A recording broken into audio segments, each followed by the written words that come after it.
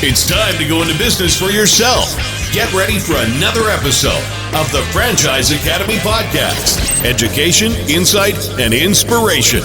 Here's your host, small business and franchise expert, Tom Scarda. Welcome to another episode of the Franchise Academy Podcast. And I am excited to bring a fabulous company to the table today. Before I do that, though, I want to let you know about what I do. In case you never listened to the podcast before, I'm a franchise consultant. For the past 15 years, I've matched people with franchise opportunities based on skills, personality, goals, kind of like the eHarmony of business is what I like to call it. And I work with people that are frustrated with their career, folks that want to take control of their own destiny, run their own business, and reap the benefits of that. So I work with folks all over the country. My service is 100% free. I get paid from the franchise company like a recruiter for bringing well-qualified candidates to them. So if you know anyone that's frustrated or maybe downsized because of COVID-19, I can help them figure out if franchising is right for them or not. And it's not for everyone. I'll tell you that 40% of the people I talk to, I tell them not to go down this road of franchising and just keep their day job. It's just not for everyone. So today we have a franchise owner, Patrick, from Hand and Stone in Utah, and we have the vice president of operations nationally. Jared is in Pittsburgh, and he works with Hand and Stone Corporate for operations. So, gentlemen, welcome to the Franchise Academy. Thank you. Thank you, sir. This is great stuff. So, Hand and Stone. So, Patrick, you're a franchisee, right? Yes, sir. So, how long have you been open, and where are you located? So, we've been open about 2 years, 2 months. We're located in Midvale, Utah. Midvale, Utah. So, the only thing I know in Utah is Salt Lake City. So, how far are you from Salt Lake City? So, it's a suburb of Salt Lake City, toward the center of the valley. Salt Lake City is a giant city, and so it encompasses many subdivisions, and this is just a smaller part of it. Okay, very cool. So, Jared, you are in Pittsburgh, born and raised? Yes, sir. All right, cool. So, Steelers fan, I'm sure. Oh, yeah, I bleed black and gold. There you go. But you work out of kind of Philadelphia, right? That's where Hand and Stone is located? Yeah, and, you know, with over almost 500 locations across the country in Canada, my business takes me all over the place. Oh, wow. That's amazing. So with Hand and Stone now, we're coming out of I don't like to date the podcast, but this is important. We're coming out of the COVID-19 lockdowns in many parts of the country, although at this moment some parts of the country are going backwards. But for the most part, some of the bigger cities that were hit early on are coming out of it, such as New York, where I am. So, Patrick, in your opinion, did Hand and Stone really help you figure out how to get through this COVID thing? Because nobody's ever had to deal with anything like this before. Yeah, no one would know what to do with this. It's a whole new world, and I was fortunate that my company's Hand and Stone, and tremendous amount of support. I was lucky that I only was shut down about a month, but reopening, there's so many decisions you have to make, and you need equipment, you need protocols to how you're going to operate. The last thing you want to do is open and be doing something wrong and get shut down, or be doing something that endangers people, that it helps COVID-19 instead of keeps it from being a problem. Right. So there were some really key things like getting us masks for all our employees, and that we can give to our customers when they come in, thermometers, touchless thermometers. You couldn't find a thermometer unless you paid $5,000 on eBay to get a thermometer. Yet Hand and Stone found some, got them on a plane, and got them out to us. And tremendous support, and also telling us recommendations on how we should disinfect. I could go on a lot more details if you want, but I don't know how much you want to go down there, but I'll go where you want. So we will definitely get into all of that. And it's great leadership from the top with Todd, the president there, but also Jared, who we have on the line with us, is the vice president of operations. Jared, how did you figure this out? I mean, you had no playbook to go by.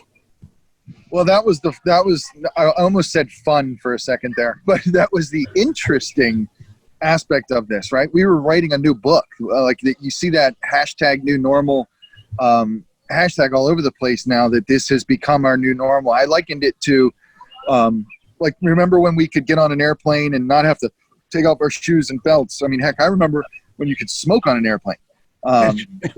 People adapt, right? And so we said, we built these protocols and we used the CDC's guidelines as our base point. And then honestly, Patrick was one of the beta group. Like Utah and Georgia were the two states to open up first. So we did the best we could on basically guessing, right? We took all of our scripts, all of our normal operational playbooks, and then married them to the CDC guidelines on from sanitation protocols to PPE to social distancing, everything we had to do. We baked into our brand culture, presented it to the Patricks Patrick in Utah and the other spas in Utah and Georgia, and said, "Here, this is what we got. Give it a try." And then we learned, we evolved. Some things changed. Like, all right, that's not going to work. We got to do it differently. But he was really in the guinea pig group. Well, that's amazing. So, Patrick, for you, what was something that comes to mind you thought was just, an awesome godsend that came from corporate?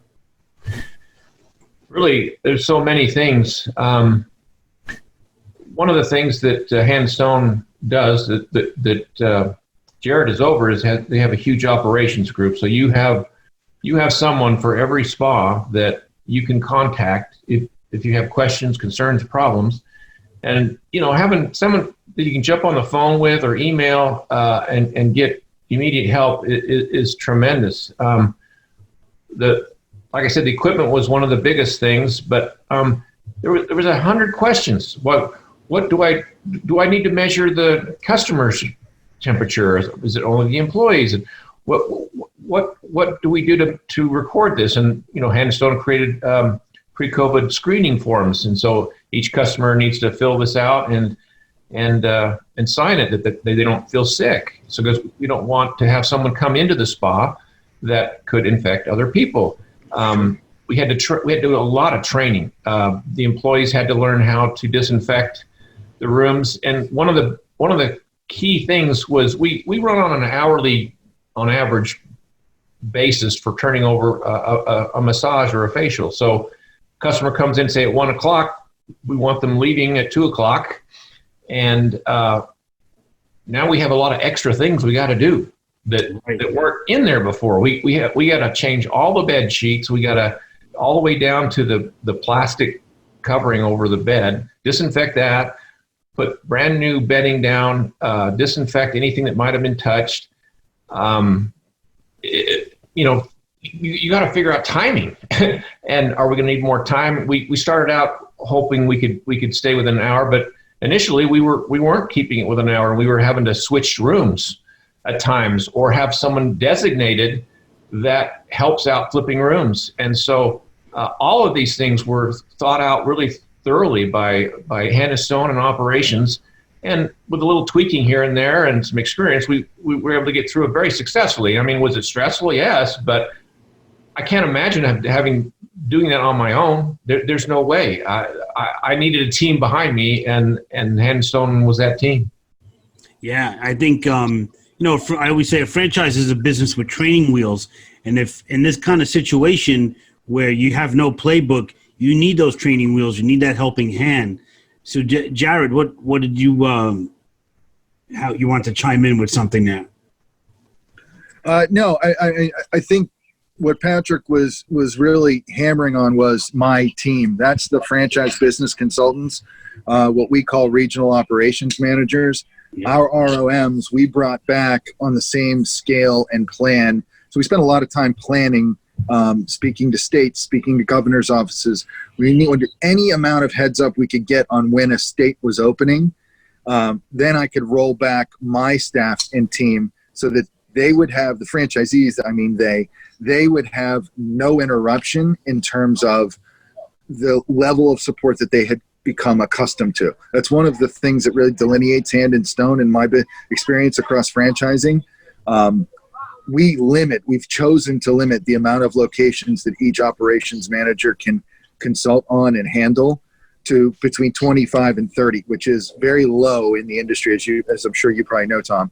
But in order to give the frequency and volume and type of support that I need and want them to give, they can't have any more than that. They just can't. So you're saying, for the people out there who don't understand exactly what that franchise kind of liaison is, give us a little bit more background on what they do. The consultant is really the best word for it, but the analogy I use is that they're like physicians, and that their job for franchisees is to diagnose, prescribe, and treat. We give them all the technology and business intelligence tools and data to cut and slice and diagnose any errors, problems. Like, we take all of these KPI metrics for each location every quarter, and we test them up against, we take a spa and put it up against their vintage or cohort, all the spas born the same year, and the chain. And we literally red light, yellow light, and green light all of these key performance indicators and metrics. And then we prescribe, right? This is the diagnose. We diagnose what's wrong. We prescribe an action plan to turn red to yellow or yellow to green. And then as part of the treatment, that person, that liaison, that franchise business consultant is an active part of the prescription or the action plan, right? So if whatever it is, it's converting introductory clients into members, well, then they'll spend the entire afternoon on their visit training your team on how to do that. That's how they'll actively participate in the prescribed action plan to improve the business model. So really that's their sole job. I always tell them, you have the simplest job description in the company. Grow year-over-year revenue for your spas and never let a spa shut its doors. Never let a store close. That's 2 bullets. That's all you got. That's it. Very cool. So, Patrick, as you think about this whole kind of COVID reaction to everything, would you, now that you know what you know, would you recommend somebody look into buying a franchise with Hand and Stone if there's somebody out there thinking about it? Absolutely. As we talked earlier, it's not for everyone. A franchise and owning and operating a business, but if you want a business that's fun, that's challenging, and you got some great support, Hand and Stone is absolutely the way to go. The reason I went this way is because I flew out on a discovery day or whatever they call it, and met the corporate people and talked and asked questions, and the support they give you from everything from build out to marketing to operations, it's daunting. Things that I knew nothing about. My background, I'm an engineer.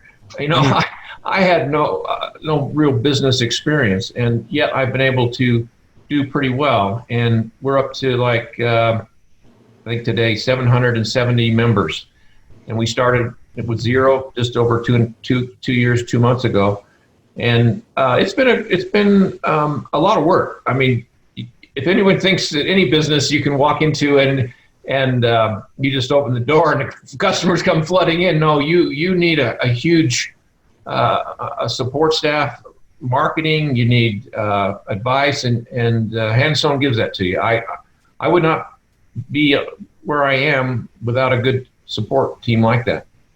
How many employees do you have, maybe pre-COVID, when you were in full swing? So pre-COVID, I was at 28 employees. 6 of those were front staff, what we call spa associates. They answer the phones, book appointments, things like that. I had 15 LMTs, that's licensed massage therapists, and I had 3 or 4. I had 4 estheticians to do the facials. We are equivalent to that. I've lost a couple of people that didn't come back, not because they didn't like working at the spa, but because they had other jobs that they pursued during the shutdown and wanted go that route. But it's actually been positive. I've been able to hire 2 or 3 extra LMTs that were now available,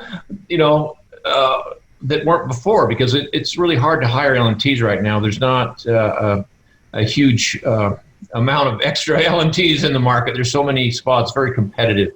And sure, because we opened up so quickly and we were ready to go, a lot of LMTs were interested in working for us. And so I think I'm up to 19 LMTs now. So we're doing really well.